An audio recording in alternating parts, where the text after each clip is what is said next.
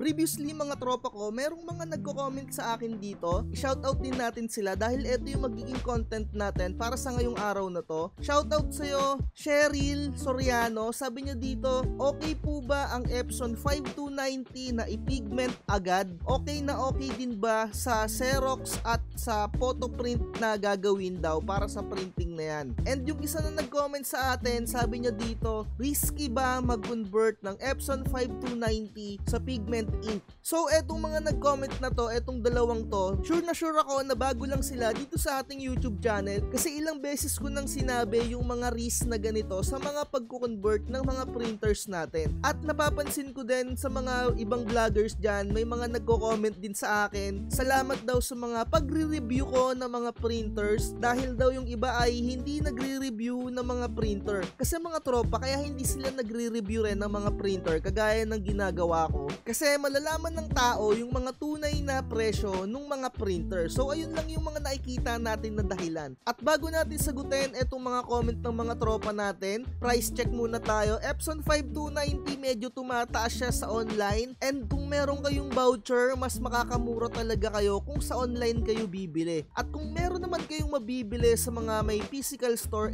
doon na lang din kayo bumili kung medyo mas mababa sa suggested retail price na 13,000. Usually kasi ang pinaka SRP niya or yung suggested retail price ay 13,000 something. Pero yung Epson 5290 ko ay 11,000 ko lang siya nabili. Ayun talaga yung kagandahan when it comes kung sa online ka bibili. At mga tropa, sagutin na nga natin yung mga katanungan ng mga nagko-comment sa atin. Unang-una, risky talaga kapag magko-convert ka ng mga printer ni Epson into pigment ink, kung magko-convert ka din ng sublimation at kung gagamit ka din ng mga alternative na third party na dye ink. Napaka-risky niyan kasi mga tropa ko, iba yung magiging lifespan or yung longevity ng mga printer ninyo kung gagamit kayo ng mga alternative ink. Lalong-lalo na mga tropa kung yung mga printer ninyo ay hindi nyo madalas ginagamit. Kung bago ka pa lang sa pagpasok dito sa printing business or pang personal, mas maisasuggest ko na mag-stay ka lang sa dye ink kasi kung magpipigment ink ka, napakadami rin na maintenance na ginagawa. Kung wala kang idea sa pagmi-maintenance ng mga Epson 5290 or yung mga printer na kino-convert, talagang mai-experience mo yung pagkasira ng inyong mga printer. Sinasabi ko nga sa inyo, alam ko itong mga nag-comment, bago lang to na nanood sa channel natin. Mga tropa, kung magpipigment ink kayo, alamin nyo muna yung mga maintenance na gagawin kung magpipigment ink kayo at kung ilang beses kayo sa isang buwan magpiprint. Kasi iba yung consistency or yung mabilis matuyo yung mga pigment ink, or may mga pigment ink naman na matatagal matuyo sa printer head. May mga kanya-kanyang karakteristik din yung mga bawat pigment ink na bibilihin ninyo. Kagaya nito mga tropa na nakikita ninyo sa mga screen natin, etong Kui pigment ink, so far sa ngayon ang naririnig ko na issue dito ay yung kulay niya na magenta at nagkakaroon daw ng bara. So mabilis na natutuyo yung magenta at yung printer head nila ay hindi na nagpiprint ng magenta. So ayun yung mga nakikita ko. And sa Hansol, personally gamit ko tong pigment ink na to. Parang mga 3 to 4 years ko na atang ginagamit etong Hansol. Ang nakikita ko naman na issue dito ay yung kulay black niya ay mabilis talagang matuyo. Parang within the day lang or parang kinabukasan natutuyo na agad. Pero mabilis naman siyang matuyo when it comes kung nagpiprint ka. And next naman natin etong Inkwrite. Kapag nagprint ka naman sa mga photo paper or mga sticker paper, before yung mga tropa ko na gumagamit nito, sabi nila basa pa daw kapag nagprint. Kumbaga habang lumalabas yung printout, nakikita nila hindi pa ganun katuyo yung pigment ink na pinrint dun sa kanilang mga photo paper or mga vinyl sticker. So magku-curing time ka talaga na tinatawag. And etong iTech, almost same siya ng output ni Hansol. Sa totoo lang maganda rin tong iTech. Pero syempre nung nag-i-start ako ng printing business, mas una kong nakilala etong si Hansol, kaya eto yung ginamit ko. Nasa sa inyo kung anong gagamitin ninyo na pigment ink or kung anong brand. Wala akong akong maisasuggest sa inyo na brand na pigment ink. Depende kasi yan sa taste ninyo. Meron akong vlogs na pinag-differentiate natin yung bawat pigment ink. Pero anyway, balik tayo dun sa pinaka-topic natin. Talagang risky kapag magko-convert ka sa pigment ink. So ano yung mga printer na kino-convert? Ayan nga, yung mga Epson lang naman ang pwedeng gumamit ng mga pigment ink. Yung risk dyan kasi, kung gagamit ka ng alternative ink, parang yung longevity ng printer mo, parang kalahati na lang yung lifespan na magagamit mo. Kung original ink naman yung gagamitin mo, talagang napakatagal mo siyang magagamit. Kumbaga, kung original ink ang gamit mo, 100,000 yung mapiprint mo, and kung pigment ink naman, parang nasa around 50,000. Pero syempre, kung nakakapag-print ka naman ng ganun, bawi mo na yung printer na yun. Yun lang naman talaga yung nakikita ko. At syempre, kung aabot ka ba sa mga ganun dami ng print,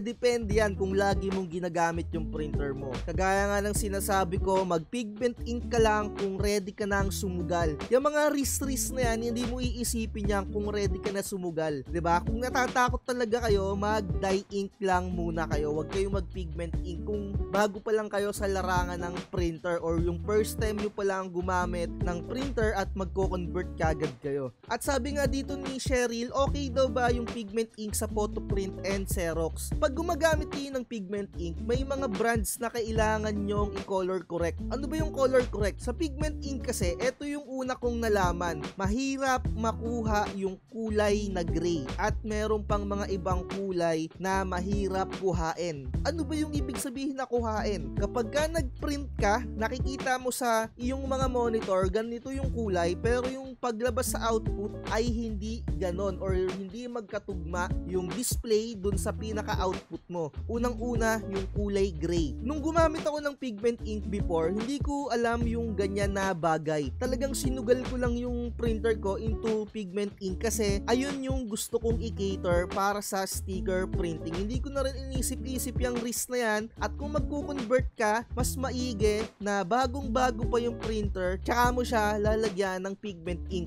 Kumbaga, hindi mo na talaga gagamitin yung pinaka-original ink niya. So, kung iniisip mo yung risk na tinatawag, hindi ka pa ready mag-convert into pigment ink. At ito yung pinaka-additional ko, walang printer na kayang i-accommodate lahat ng mga kailangan mo dyan sa printing shop na itatayo mo. Usually, magkakaroon ka ng printer na 2 or 3 para makater mo lahat ng mga services na pwede mong i-cater. Kumbaga, pang document printing, stay original dye ink, pang pigment ink, pang sticker printing, and pang sublimation, ito yung pagpiprint mo sa mga mugs. Ako mga tropa, 2 lang yung printer ko dito dahil wala na akong sublimation printing. Binenta ko na yung Epson 121 ko.